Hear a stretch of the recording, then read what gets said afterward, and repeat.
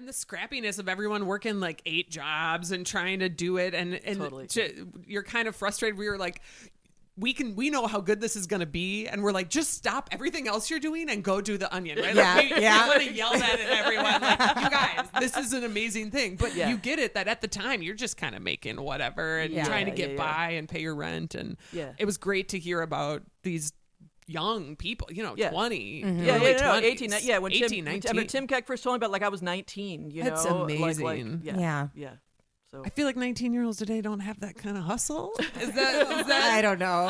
Who are we to judge? We're like, well, back in my day. Yeah, we're getting into that territory. All right, my bad. Rescinded. Hopefully those kids find some inspiration in this. Yes. That's right. Yeah.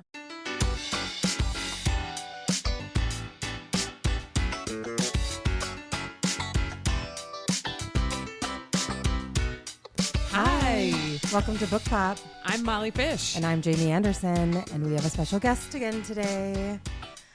Christine Wenc, author of Funny Because It's True, How the Onion Created Modern American News Satire. Christine, thank you so much for being here. Thanks for having me. Welcome. Thank you. Yay. We love talking to authors. We love talking to Wisconsin authors. You were born in Spring Green. I was actually born on an Army base in El Paso, Texas, but I grew up in Spring Green. I lived there. I went all the way through kindergarten through high school in Spring Green, so I lived there from like age 4 through 17. Amazing. I love Spring Green. Yeah, Arcadia Books was a big inspiration to me for sure. Yeah, Arcadia is great. I wish Arcadia had been there when I was growing up, Right. but it's beautiful. It's a fantastic story. It is. That's so great. Yeah.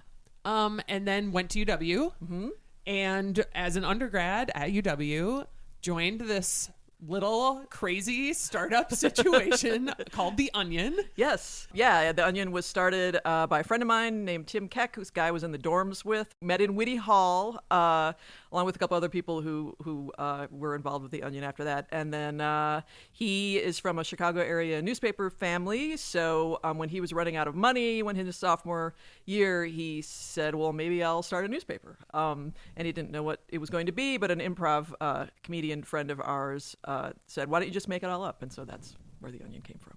It's such a great story. Yeah. It was so fun to read about not only the story of The Onion, which we all grew up with and loved and revered. I remember finding out, I thought The Onion was this national thing, and I was growing up in Madison, and I was in high school in the early 2000s, and and it was huge, nationwide at that point, and people being like, that's from here, right? And we got to go brag about it to everyone, like, yeah, we have The Onion. It's from us. But you don't know that at first. We're just like, no, this is this famous thing. How could it be from here? Yeah. And I think early 2000s in high school, I think we gravitated towards that as a way to understand all the complex things that were happening in the world. Yeah. And also a way to digest it, because it's in a way that's funny. It makes it easier for us to cope with. Right. And and I didn't know that it was from Madison either. And what a beautiful story to be able to tell. And especially because Madison is a very particular place in the late 80s when this is coming. It's very punk rock, and it's very scrappy, and there's lots of people hustling with all their minimum wage jobs and still being able to afford to live in such a thriving city. What can you say about that time period? Just you said it. Late 80s, early 90s. I mean, I'm sure Madison wasn't the only college town that was kind of like that, but I think one of the reasons a lot of interesting cultural stuff was happening around then is because you could do it. You could it's just economics. I mean, there's never any sort of we don't have a lack of inspiration or stuff people want to make. We have a lack of the practical circumstances in which you can make it, and Madison was great for that then. I loved hearing about, we were talking a little bit before we started recording about State Street and the bookstores. And one of my favorite anecdotes that was, I think, from chapter 1 was the fact that 4-Star Video, which again, I grew up going to 4-Star Video, was once 4-Star Fiction and Video. It was. Yeah. And that Dan Savage worked there. And I was like, my mind just got blown. Can you tell us more about, you said you worked at a bookstore as well on State Street? I did. Yeah. So Dan Savage never had anything to do with The Onion, sure. but that's is where Tim Keck. So one thing people don't always know is that the first year of The Onion was actually the first year in a weird way of Seattle's alt weekly, The Stranger, right? Yes. So Tim, after selling selling the Onion after the first year, he moved to Seattle, and he took a bunch of the first-year Onion people with him, including me. So I was one of the first editors, and he also took Dan Savage to be The Stranger's new advice columnist. So that's how that happened. But yeah, I worked at a bookstore called Pick a Book on State Street, which was mainly and Todd Hansen, Onion writer, he also worked there. Cute. And as well as Onion editor Scott Dickers, his wife worked there. His wife at the time worked there as well. So Pick a Book was mostly periodicals, and it had like a rack of foreign language books in the back, and it had some obscure stuff. But what kept Pick a Book going, like many an alt weekly of the 90s, was their giant rack of porn magazines in the middle of the store. In the middle of the store. In the middle of the store. Well, it was kind of toward the front, you know. It wasn't even that giant. It was like a regular size, but I was like, holy maloli, man. Like seriously, half of what we sold was like D-Cup magazine.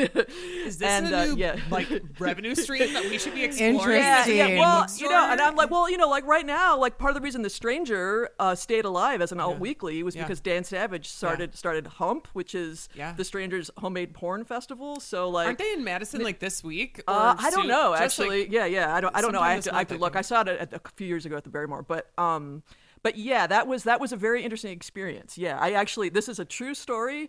Andrew Dworkin was speaking on campus, and I really wanted to go see it, and I couldn't because I had to work at Pick a Book selling D-Cup magazine. Selling D-Cup magazine. Yeah. I was like, yeah, that's a bummer. But you heard it here first. Porn peddling all over State Street.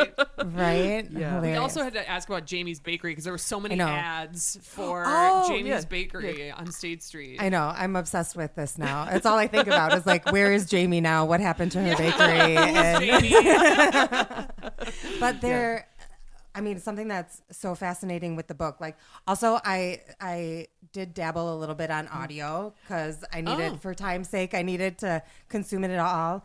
But I enjoyed the audio very much. But it would be a disservice if you didn't get the physical copy and see all of the graphics in it and all of the former issues and all of those ads that are of old Madison businesses. It's just it paints such a different view of the city, and I don't know. Were there any of them that like you went to, or like businesses that you remember?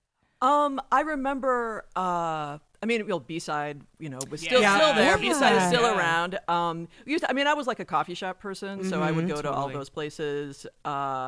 But, I was broke, so I didn't really like shop at like the shops, Bragg Stock, maybe, the thrift stores or whatever. But yeah, when I was picking out the images to use, I mean, it wasn't just because of whatever that headline was and how it fit into the story, but I also was like, I need to get the one in there that says, CDs for sale, $3.99 or whatever it was, and like Discount Den and like I don't know if a Discount Den made it in there, but businesses that I knew people from Wisconsin would recognize and if appreciate. They saw them. Definitely. Yeah. So many good Easter eggs. Yeah, definitely. My other favorite Madison story, because we're such a Madison obsessed podcast, so this is going to be like we will get to the rest of it, but the origin stories of some of the Madison legends, like you were talking about the prankster attitude we had back then, and I know Jamie wants to talk about this too. But I grew up here knowing about like the flamingos on Bascom Hill, knowing about the Statue of Liberty on Lake Mendota, and just like this was just like in the ethos. But growing up in the 90s here and being like in elementary school, you didn't know who did that or where that came from. I didn't know about the specific name, the Pail and Shovel Party, that you taught me in this book. Yeah. And I loved hearing like just a more complete Madison history in that way, because there's so much that's just, and even the Onion is like a Madison legend now about the offices and where it was. And we all kind of like are pointing at buildings like, was it up there? So the fact that you made it concrete was just like kind of mind-blowing to someone who grew up in Madison. I was like fangirling the whole time, like, oh my god, they're talking about Wilson Street and I lived on Wilson Street. Good, then I've achieved my goal. certainly to the Madison audience, Yeah, I feel right. like everyone who grew up in Madison should read this. But I also feel like that's what makes good nonfiction in general is I mean, for anybody who's not from Wisconsin or doesn't know Madison, you have so much context in this book that anybody will enjoy it. Yeah, the specificity really gives it color and interest, I imagine, to someone who didn't grow up here. But again, I'm very biased. Right.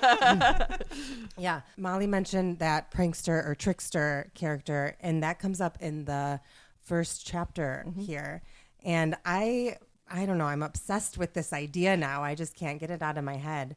How did that kind of start your, like, why choose to talk about that in your first chapter, and what kind of launched that into the rest of the book? So I've been, I'm kind of taking a hiatus at the moment, but I've been in this like Jungian dream interpretation group for a while that meets online. And that was like a pandemic thing that kind of extended into and Martha Crawford is one of the people, the psychologist who runs these. And I also have kids who are really into mythology, and so I've been like just because I'm a parent, I've been like reading the Odyssey over and over. There's a great Magic Treehouse author has an absolutely fantastic, like, an audiobook of the Odyssey that she wrote. It's amazing. Anyway, so all that stuff is really, really important. It's really part of the culture. It's really part of I think that archetypes are a thing, and that kind of stuff operates on us in a kind of unconscious way. And I just really wanted to get that idea in there. And I think it's also because when I was writing the book, the Onion itself it kind of turned into an entity for me, It was something besides the people. It was almost like this being that the people like kind of brought into the world, and then have been working really hard to like give it life and keep it going all of this time, and it keeps like almost dying, and then it comes back, and, and now it's coming back again in a different way. And there was just I really just started to have this relationship with the Onion, like almost as like this spirit mythical in a beast. weird, in a weird way, right? So like that might sound crazy, but like that's just kind of the way I experienced it. So, and also the idea of the trickster is also interesting to me because it's like a universal archetype, right? It's not just a Western culture thing, like not just a European thing, like it appears all over the place. It's an indigenous thing. It's like it goes in at all different traditions and cultures all over the world, going back, I'm sure, tens of thousands of years. So that tells me there's something very human about it, right? Yeah. And just as, comedy is like there's humor in all cultures, So anyway, there was just something about that really universal. I don't know, that seemed important to me, and I wanted to bring that out. I mean, the Onion has never been, it's never been just jokes. There's always been something more happening there, I think. So yeah. Fascinating. Mm-hmm. I'm just thinking about the Jungian dream part, and I'm like, did you have onion dreams when you were writing this? Can you talk a little bit about the writing process? Was that like a pandemic project? Did you start pre-pandemic? I started kind of just before the pandemic. I moved back to Madison in 2017 after being on the East Coast for about 25 years, which is like, holy crap. But when I came back, I'm like, actually thinking about your college days. And this is also the beginning. This is like the first round of fake news discussions, like when that had just happened. And like, all the liberals were like, oh my God, what's happening? We didn't know about this. And that was just interesting. And it was just like really intensely like in the air. So there was that. I also went online. I sort of already forgot your question. I'm just kind of going off on why I wrote the book here for a second. But I also, when I started Googling, I was like, oh, there's a lot of inaccurate information out there about the Onion, I think. And so like, so I got to fix that because, it's like sort of, the person with the loudest voice, wins in many, many, many situations, whether or not it's, the truth or not. So there was that. So yeah, those are two of the and then once I got into the story, I learned there were all kinds of things that pandemic, that's what we were talking about. There were all kinds of things that I didn't know about the Onion. I didn't know about Onion News Network. It had been any of that. But so jumping to the pandemic is actually one of the reasons I was able to write the book. So because of I'm an independent researcher for public history projects and stuff like that, so I have like a little tiny business entity. It's like a one-person business entity, me. And so I was able to actually get pandemic emergency funding for small businesses, which actually helped fund the fact that I was able to write a book proposal and like get a book deal. So like the pandemic is actually part of the reason that the book even exists. But it's a 6-year project. It started out as an oral history, and that turned out to be a completely insane idea. I thought, an oral history, that'll be easy to do. It'll make it go faster. Like, ha, ha, ha. That wasn't the case at all. And also, covering 36 years with an oral history is like lunacy, right? So, yeah. Although Tricia Romano's oral history of the Village Voice is fantastic, by the way. So she did a great job with that. But yeah. Wow. The oral history aspect sends me spinning. Like, were you recording all these interviews and you were keeping them for audio purposes? Yeah. It was just for my own purpose. So a lot of the audio is crappy. Yeah. It took me a while to figure out like the best way to do it, which is just like basically my phone's voice memo and like, audio only Zoom calls. But like, I did, many hours of interviews for the book. I just lost track. I mean, just zillions and zillions and zillions of hours of interviews. Luckily, because I had old friends that were at the Onion early in the day, like they let me sort of practice on them for a while first. So that really helped, just helped me write the book proposal and stuff. So wow, yeah. What has the experience of it being out in the world been? The book launch was crazy. Yeah. There were a lot of people there. Yeah. I mean, it's Madison, know. But I were was you like, expecting that? I mean, it was standing room only. Well, I figured the Madison crowd would probably be pretty great, and it was also the Wisconsin Book Festival, and that's like an extra level of. Art Lit Lab is awesome, so yeah, it's been good. I've been, now that people have had time to actually read the book, before they interview me. Yeah, I've actually had some really great conversations with people, and it's been really cool to talk to people who get it. That was like so. The question with this has always been: is anybody who, one, isn't from Madison, and two, hasn't worked for the Onion, is anyone else going to care about this book? Totally. That's a valid and it's question. been like actually really great to discover that other people do. I think maybe one of the reasons is when I was working on it, because I'm trained as a historian, I have a degree in creative writing, but also in history.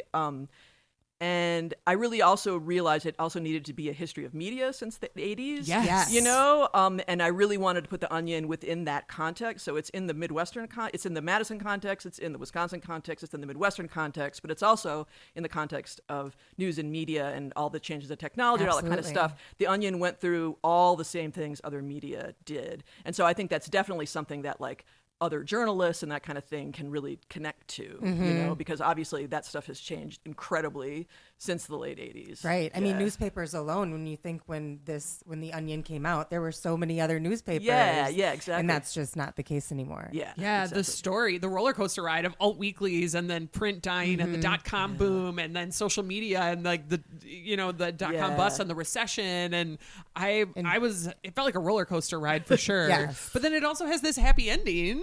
Yeah, I hope, keeping knocking on all the wood everywhere. Yeah. I mean, I admit that I did, I was hoping that when the Onion was sold again last year, 2024, that it would be a group of former staffers who bought it. And indeed, there were some people, but they didn't end up, submitting the winning bid or whatever. But however, the new group that's running it, I think that they are genuinely dedicated. I was just did a thing in Chicago, and I was there, and Ben Collins, Onion's new CEO, did the event with me, and so I got to talk to him a little bit. It's the first time I'd actually met him in person. Wow. And they're, I think they're feeling pretty creative and willing to take some risks, and that has always, there's always the chance of falling on your face when you do that, but it's also really, really important if you want to make something new. So I feel like, and when they put in the winning bid to buy InfoWars, last fall, like I was just like, oh my God, this is perfect. You guys are doing, I mean, it's a little bit scary, also, but the idea of like the Onion sort of going out in the real world and doing almost like performance art, is like super, super interesting. I like the fact that your book is coming out now too, when there's this renaissance happening of the Onion and of, I don't know, print media and bookstores. You mentioned a lot about these different trends that are all kind of coming back. It did feel like maybe that's just the point we're at in history where there's like an uptick and there will be some terrible catastrophe but right now it did feel like it was this happy ending then of well, this story is all creative versus business, and it's all writer exploitation, and there's like almost like this Star Wars level like rebellion where the First Order wins and like the rebels just leave, and I was like, I can't believe that this happened, and no one knew. Well, at the time, the public didn't really. Yeah, we weren't engaged with any of that, then the fact that then there was still this happy ending of, okay, but no, it really does have it. Because the whole time you're thinking, why can't some nice rich guy, it'd be a guy, just like buy it and give it to them, right? Right, exactly. And how can that never happen? And it feels like maybe we're close to it was as close as we can get. Yeah, I mean, I think I asked Ben, has it been a year since you guys? But, it's been just a year because it was April, I think, But now I'm glad. Like, I got like 2 extensions on my deadline, and now I'm really glad that I did. I was like, no, the timing is way better now than it would have been. And I wouldn't have had that new part in the book because I was literally finishing up the book, and I'm like, oh boy, one more chapter. Yeah. I love it. Okay, well, let me ask you a little bit more, because so I'm in a rock band, and I'm also run a business, and I feel like I can see all of those things you talk about. You actually mentioned at one point it felt more like a garage band than a business of just people like fighting and leaving, and there's no business structure. And I remember just like I was grinding my teeth thinking about it at some points. Like, if my business were run like my band, I would die. I would die in a ball of anxiety. And the characters, I mean, they're not characters, they're people. And there's conflict. But to me it feels like almost these epic characters of like Dickers v. Hayes, and I just want to know,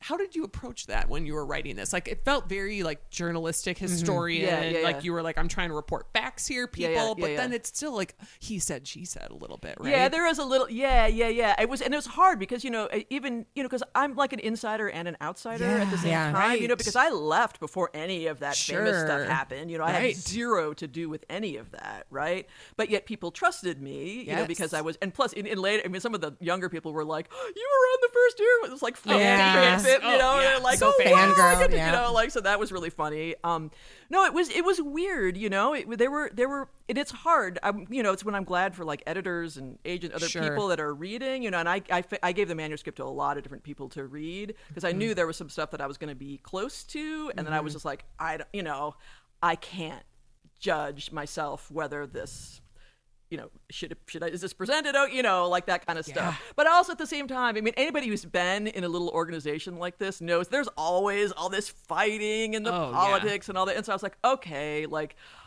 it's if there's a little bit of like gossipy stuff in there, like we'll just leave it like it's still just genuine to the story, because it's genuine to the story, and but it was weird. There were aspects of it that were very strange, to find out that some people weren't necessarily reliable narrators and like things like that. That was very weird. And then when there's no way to really fact check, and it was like, oh boy, so like that was weird. That's got to be hard as like the historian aspect of you is like, can we have some documented evidence? No, totally.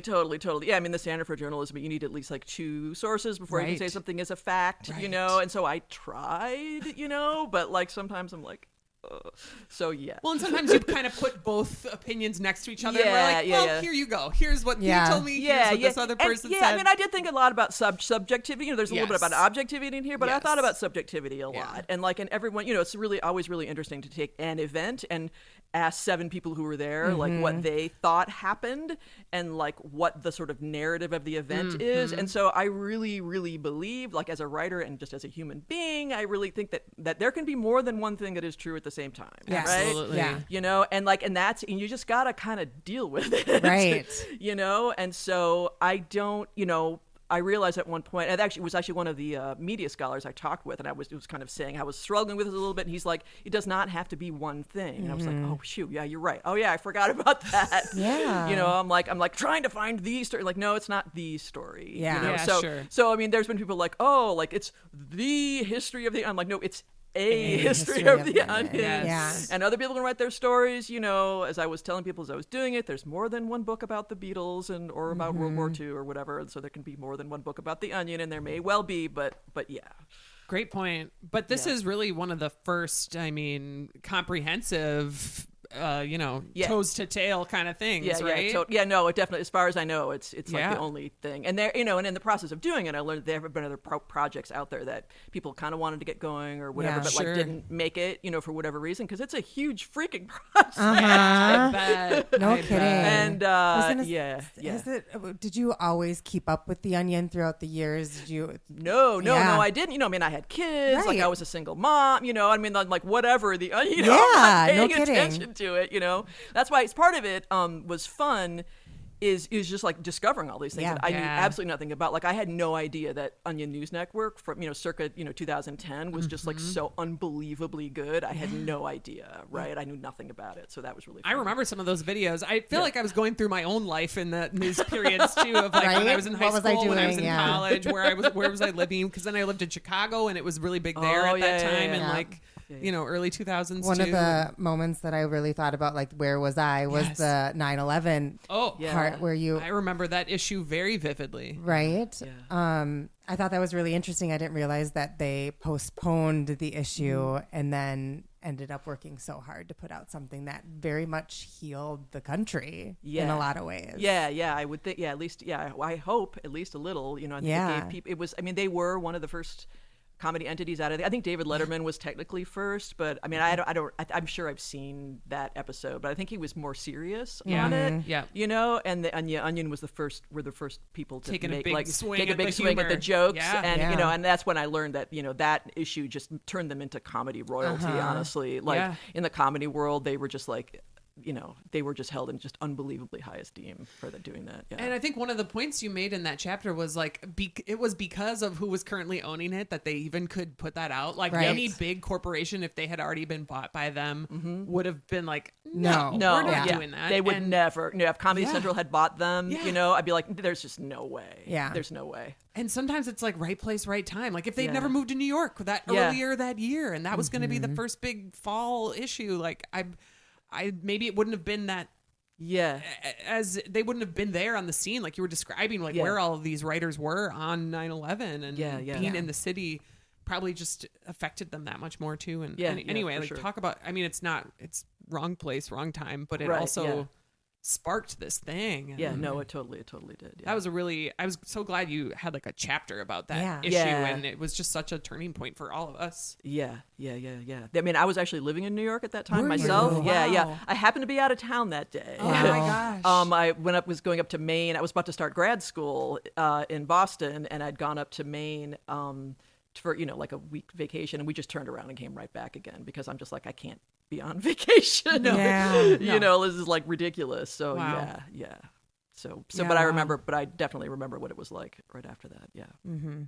Okay, this is a weird question, but can you walk us through the cover photo? Oh, okay, yeah. Because I want to know now. Again, these are characters in my mind, and I'm trying to create pictures of all these bros. Yeah. So and Carol Kolb is there too. Missing from this picture is Maria Schneider. So this is the '90s staff. This picture is actually from right when they moved to New York. You can see the guys renovating, doing some brickwork in the background. Yeah, okay, yes. So and they're all listed inside here. Oh, they are. Okay, they are. Great. So they are listed. That. But the thing is, there's some other stuff. Some of the T-shirts they're wearing have some symbolic meaning here. Please describe it. So I don't. So going from left to right. So Chris Karowski is on the left. He worked at Radical Rye on anyway. Love that context. And then all those little details. Please. Yeah. And then John Cruson is there, and I believe he has a red meat T-shirt on, which is a cartoon that was running in the Onion at the time. Oh yeah. Okay, yep. Right below him, sitting down, is Rob Siegel, who was editor at the time. He's looking very goth there. I don't think he's actually that goth of a guy. But and then standing in the white T-shirt is Mike Lowe, and Mike Lowe was wearing a Dan Weber adventure T-shirt. Dan Weber was a former Onion editor, now writes for The Simpsons, but he had a comic in the Daily Cardinal, and that is okay. And then next to him is Chad Knackers, and he's wearing a Community Pharmacy T-shirt. I love it. Oh my God. In the front there is Tim Harrod. I can't see what his T-shirt is. It's covered up. Behind him is Carol Kolb, who is super important in the history of the Onion. Yes. And then at the end, in the Green Bay Packers hat, is Todd Hansen, and he's actually wearing a T-shirt with the devil on it from the Tarot. Yeah. Which is also interesting. So I love it. And I also love that everyone only had glowing things to say about Carol. That was like the one uncontroversial character throughout all of this. Yeah, that was amazing. Yeah, I mean, she that's why I was like, yeah, I want her to read the manuscript before I'm done, and she gave me some really good advice on it. That's amazing. But yeah, no, everybody, she was just, yeah, everyone's like, she's a comedy genius and like a really great person to work with. So yeah. Can we just talk about like women in the workplace? I know. How, like they can do it all. We can do it all. Do it We're all. funny. Yep. We're funny too. And people like us. Well, there you go. Like, you don't have to be a dick. Like it's just like, I just want to like, what? Or have one. Who knew? Yeah. Good one. Very good one. Yeah. So true. Yes. Okay. Now I want to ask the burning question. We always want to know from people that we talk to what they're reading now. So is there anything that you have picked up recently that you are really enjoying? I'm reading Moby Dick for like the 45th time. Have you ever finished it? Oh yeah, no, Okay. I read no. I read that entire book out loud to my older kid when he was like 7. Yeah. Amazing. It's really fun to read. That was really stuff more out revealing of a question about me than it was about you. I'm sorry. You've never finished. I've The never thing is, finished. like, Melville's really funny though. Yeah. Like that's the thing. He's very funny. No, but so I did this event in Chicago. It was at a bookstore called Anderson's. And they give the authors a book and so I just read about, I can't remember her name now, a Japanese author writing a translation, The Convenience Shop. Oh, yeah. Woman. So I was like, you have one of her books because I just read about this. That looks really cool. So they gave me one of her books. So that's what I just brought her home. I haven't read it yet. Okay.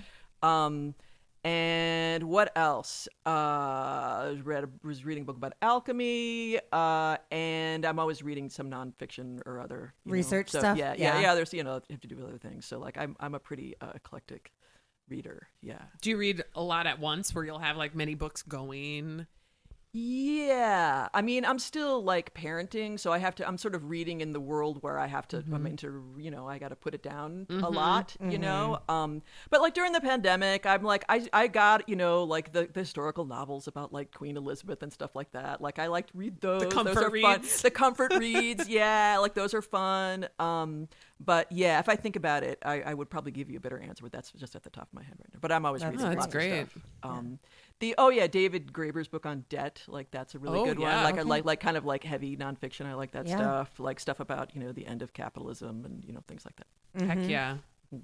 Anything else you want to say about the book that we didn't ask you about? We think everyone should read it, especially if you're from Madison. But I mean, like Christine's saying, there's so much in it about the history of media, the history of this fabulous publication that we all grew up with and loved. So I'll just add that I got to read the audiobook myself, which was recorded here in Madison at Audio for the Arts, just down the road. Yes. And I knew Buzz. I knew Buzz Kemper back from my public radio days, so like it was funny. It's like sort of old home week in multiple ways. Full So circle, I'll just add that. So yeah, but it's been really, I don't know, it's been really fun. This was a great way to kind of come back to Madison. No, this was great. Thanks, Christine. Thanks for having me. Yeah, thank you so much for We've being got here. signed copies of Funny Because It's True at Lake City Books while they last. All right, everybody, thank you for listening, and we'll see you at the bookstore. Bye. Bye.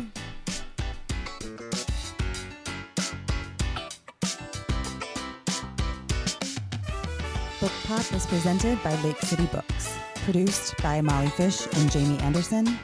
Edited by Jamie Anderson. Music and art by Lovett.